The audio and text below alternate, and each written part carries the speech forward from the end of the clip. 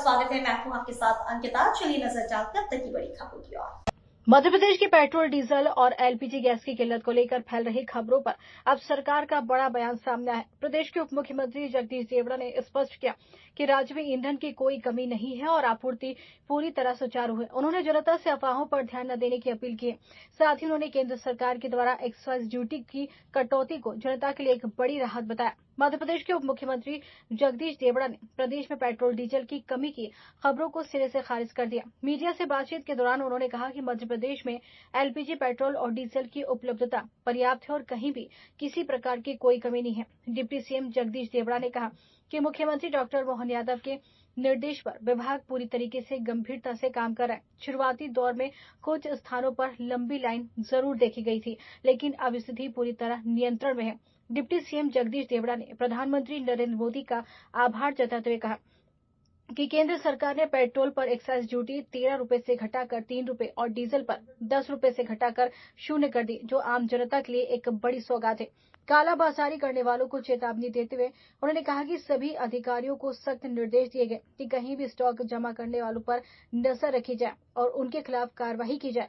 उन्होंने जनता से भी अपील की है कि वे खाड़ी देशों की स्थिति को देखते हुए संयम बनाए रखें और किसी भी प्रकार की अफवाहों पर हिस्सा न बने। देख रहे हैं कि डीजल पेट्रोल की किल्लत है, गैस के बाहर लाइन लग रही है और लगातार कुछ आरोप लगा रहा है।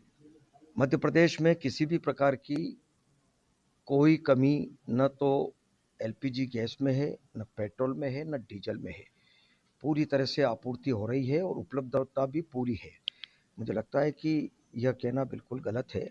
अब कहीं शुरुआती समय पर कहीं अगर कुछ ऐसा लाइनें वाइनें लगी थी, लेकिन वो सारी बातें ठीक हो गई है और अभी भी हमारे पास में उपलब्धता पूरी है।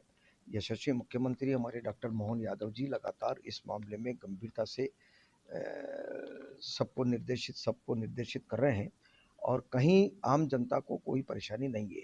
मैं इस बात को लेकर के यशस्वी प्रधानमंत्री नरेंद्र मोदी जी को भी धन्यवाद देना चाहेंगे कि उन्होंने देश की जनता को बहुत बड़ी राहत दी है, आम जनता को भी बहुत बड़ी राहत दी है कि पेट्रोल पर जो एक्साइज ड्यूटी लगती थी 13 रुपये, उसको उन्होंने 3 रुपये एक्साइज ड्यूटी कर दी और जो डीजल पर 10 रुपये एक्साइज ड्यूटी लगती थी उसको 0 कर दिया।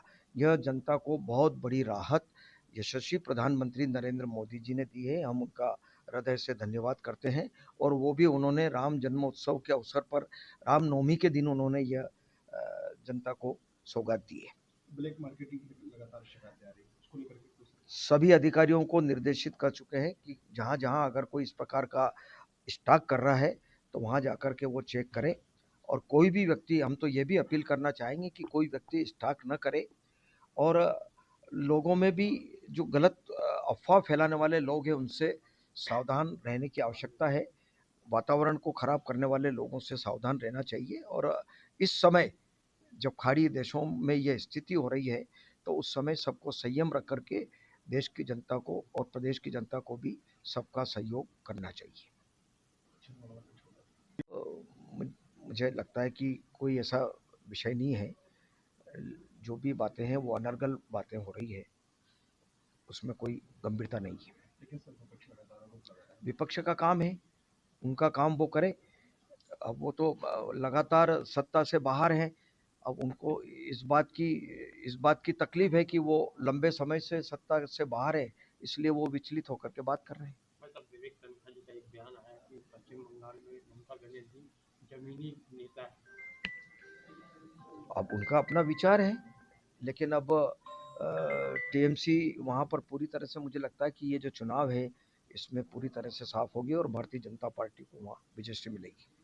एक आखिरी सवाल और था, मध्य प्रदेश की जीवन लाइनिंग